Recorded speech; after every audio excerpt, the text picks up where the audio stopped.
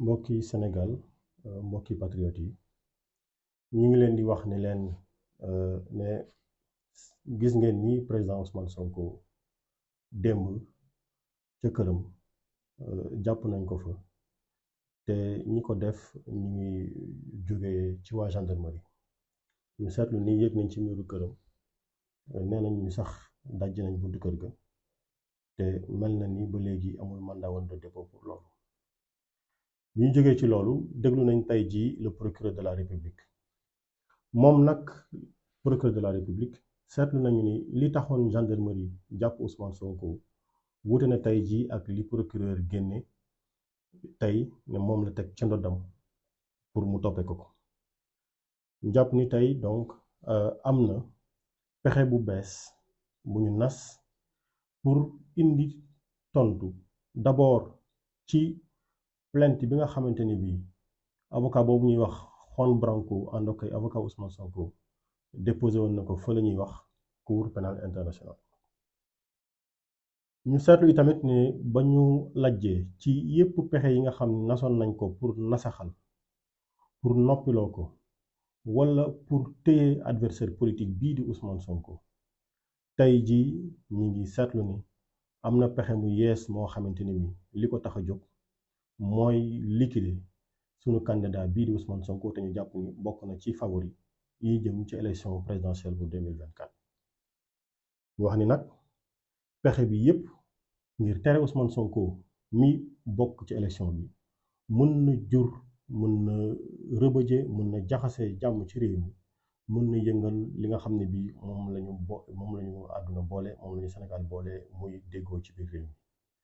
mi ñu wax ni te dëggal ko te baamu ko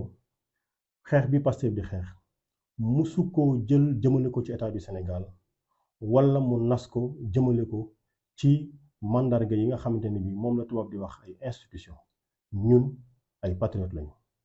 mais combat bi ñuy mëne ñu ngi ko mëne contre un système ci jëmm joo xamante ni ji tey daanaka mi ngi jëfandikoo li nga xamante ni bii mooy doole nguur pour noppiloo candidat noppiloo leader politique noppiloo population ba noppi éliminer képp koo xam ne kiy taxaw nga jàmmaarloo ak moom jàkkaarloo ak moom et kiñ ci nemmeeku tey jii di président Ousmane Sonko. ñu wax ni bi mu fexee yëkkati barrière yi ba mel ni nas pexe pour bett nit ñi tey indi nañu li ñu doon wax ay charge yu bees yoo xam ni moom lañ gàll ci ndoddam et bokk na ci charge yooyu wax ni ay crime yoo xam ni 2021 la fi xewoon ay nit yoo xam ni def nañ ko te ñu mën leen a xàmmee mën leen a ràññee contre population sénégalaise bi depuis 2 ans tey yépp ñu jël loolu lépp bëgg ko teg ci ndodd président Ousmane Sonko et pexe bi doonul lenn lu dul fexe ni moom nu mu dul nekkee candidat maanaam rendre ko inéligible et finalement pexe mi mooy tëj ko diir boo xam ne bi dana yàgg lool. ñuy fàttali de ci en matière criminelle loolu ñu jàng droit pénal xam nañ ko instruction bi mooy pexe yi àttekat bi lal ngir indi ay leeral mën na weesu at te romb ko et ñu wax ni Ousmane Sonko mii nga xam ne dañoo toxal bis bi nga waroon déglu yóbbu ko altine ñu déglu ko tey wala ñu déglu ko altine amul benn soppeeku bu mu ciy indi ndaxte daanaka leer na ni en matière criminelle tey jii ñu placé ko sous mandat de dépôt dafay nekk loo xam ne daanaka lu leer la ba noppi. procureur ci boppam xam na ni moom itamit instant bi nga xamante ni bii teg na loxo Ousmane Sonko xam na ni décision bañ jëloon ci tribunal ba ca wàllu contumace booba ci affaire Sweet Beauty décision boobu naax na saay tëdd na boor ndax li yoon wax te mu leer nañ waaye njort nañ ni am na bëgg-bëgg boo xamante ni bii mi ngi salfaañe li ko yoon may pour téye foofu wàllu contumace boobu et ca jeexital ga xëy na yombalal ñoo xam ne ñi seen pexe mooy ñu seppi Ousmane Sonko ci liste électorale yi ñu xam ni nag candidature président Ousmane Sonko moom boppam ci dox ci réew mi ak dox ci dëkkam bi dundam gii waaye itamit ni mu jiitee projet bi nga xam ne ñëpp moom lañu ànd ak moom te ay sénégalais yu romb ay millions gëm projet bi tey jii lii lañu menacé moo tax ñu wax ni waxtu wi kat waxtu jaaxle la et ñuy wax ni bu ñu delluwaatee ci li nga xam ne bii mooy charte ndey réew muy suñu constitution ak yelleef yi nga xam ne moom la yëkkati teg ko ci loxo nit ñi ñi ngi wax membre yi Pastef yi sympathisants yi nañu am taxawaay buy tax bépp bañ bu ñu mën a def te wéer ko ci yoon ñu mën ko taxawal nas ko ngir ñu mën a bàyyi président Ousmane Sonko ñuy wax ni peuple sénégalais kese moom dong kott cundum moo am liberté moom lañu may mu mën a tànnal boppam président de la république pour 2024 ñu wax ni yelleef boobu tànneef googu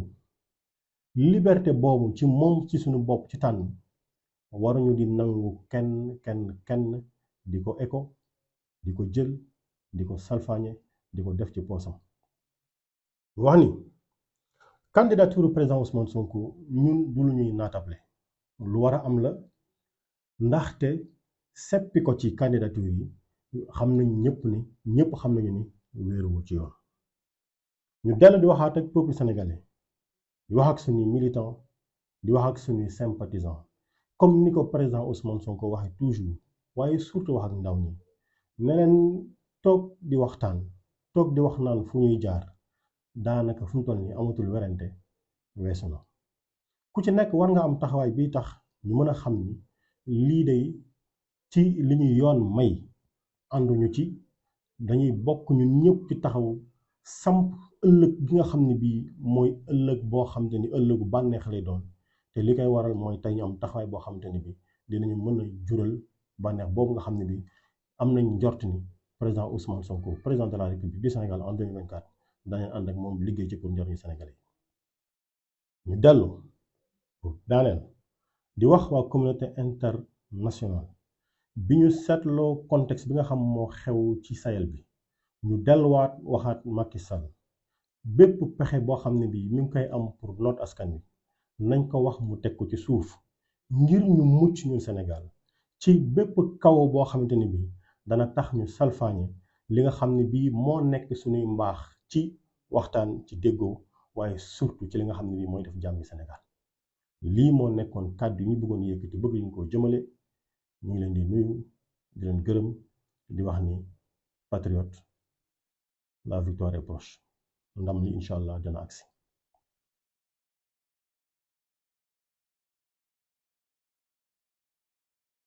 Sénégalais, donc chers patriotes, nous savons tous que le président Ousmane Sonko a été illégalement arrêté hier chez lui en violation de tous ses droits par des éléments de la gendarmerie qui ont escaladé le mur de son domicile, défoncé la porte de sa maison et paraîtrait-il qu'ils n'ont pas eu de mandat pour le faire. À la suite du point de presse du procureur de la République,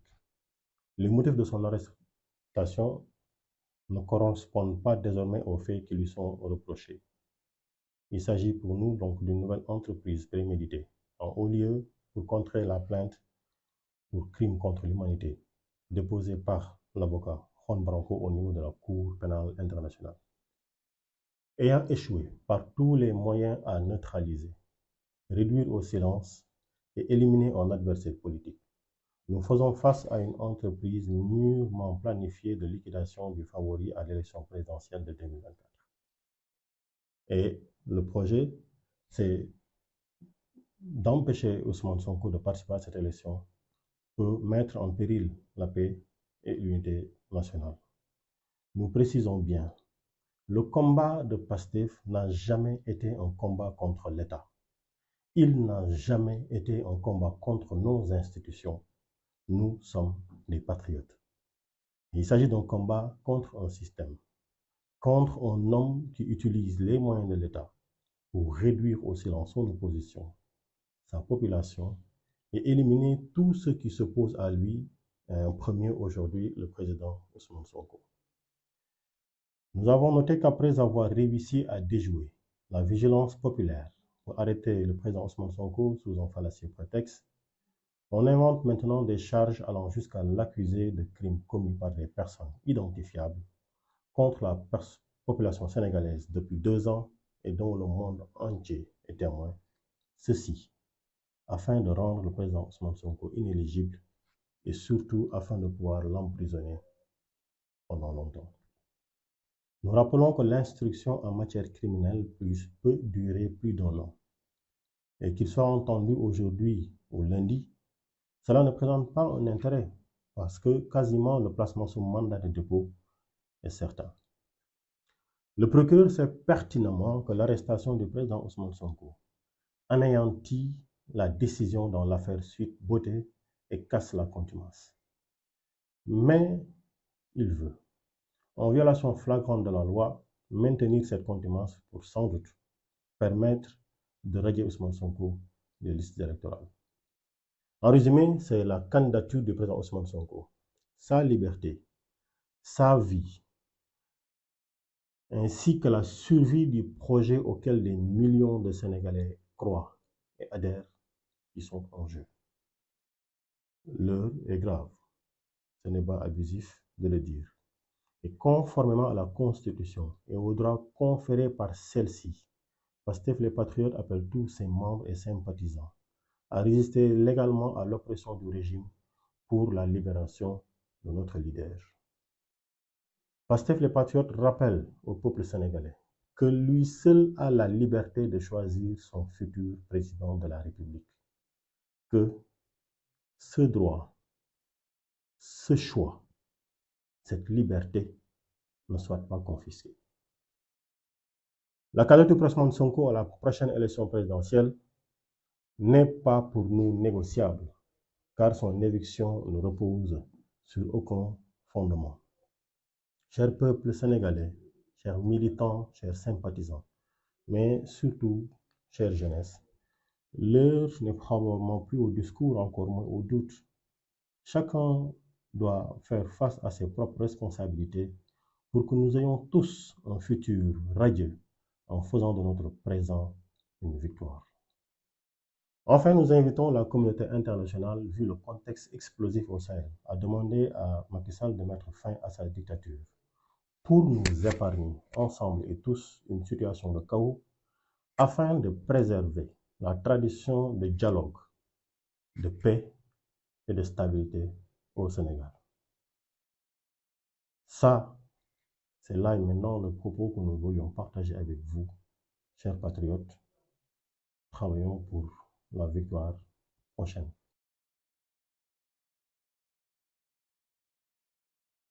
Ladies and gentlemen, patriots, President Ousmane Sonko was illegally arrested yesterday at his home in violation of all his rights by elements of the gendarmerie, who scaled the wall of his home and broke down his door, all without a warrant. Following the press briefing by the public prosecutor, the reason for this arrest is no way correspond to the fact of which he is now accused.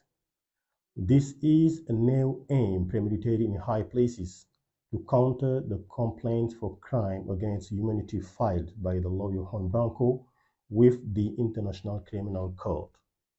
Having failed by every means to neutralize, silence, and eliminate a political adversary, we are faced with a carefully planned enterprise to liquidate the favorite of the 2024 presidential elections. Aim is to prevent President Sonko from taking part, even if it means jeopardizing peace and national unity in the next election. Pastef's fight have never been against our state and our institution. I repeat myself, Pastef's fight has never been against our state and our institution. We are patriots, but against a system and a man who has lost all logic, who used the means of the state to silence his population and eliminate all those who oppose him, starting with President Ousmane Sonko. Having succeeded in thwarting population vigilance to arrest President Usman Sonko on a fallacious pretext, now charges have been intended to go as far as accusing him of crime committed by thugs that may be clearly identified against the Senegalese population over the last 2 years and witnessed by the whole world in order to make him ineligible and above all to imprison him for life. Patriot, bear in mind that investigation in criminal matters can last more than a year, and whether President Usman Sonko is here today or Monday, it is of no interest since the placement under a commitment order is almost certain. Prosecutor knows full well that the arrest of President Usman Sonko destroys the decision in the Sweet Boty case and breaks the contumacy. But he wants, in flagrant violation of the law, to maintain this contumacy to perhaps allow the Minister of the Interior, maybe, to strike President Usman Sonko of the electoral roll. In short, President Usman Sonko's candidacy, his freedom, his life, and the survival of a project in which millions of Senegalese believed are at stake. The hour is grave. In accordance with the Constitution, Pastef Les Patriotes call on all its members and supporters to resist the operation of the regime for the release of the leader according to what is allowed by the law. Pastef Les Patriotes calls on the Senegalese people, who alone have the freedom to choose their future President of the Republic. This right, this choice, this freedom must not be confiscated. President Usman Sonko's candidacy in the next presidential election is non-negotiable, and there is no basis for his ouster. Dear Senegalese people, dear militants, dear sympathizers, but above all, dear youth, now is not the time to speeches or doubts. Everyone must face up his today responsibility. Let's fight for a future by making the present a victory. Finally, we invite the international community to ask Macky Sall to put an end to his dictatorship, to spare us a situation of chaos, and to preserve the Senegalese tradition of dialogue,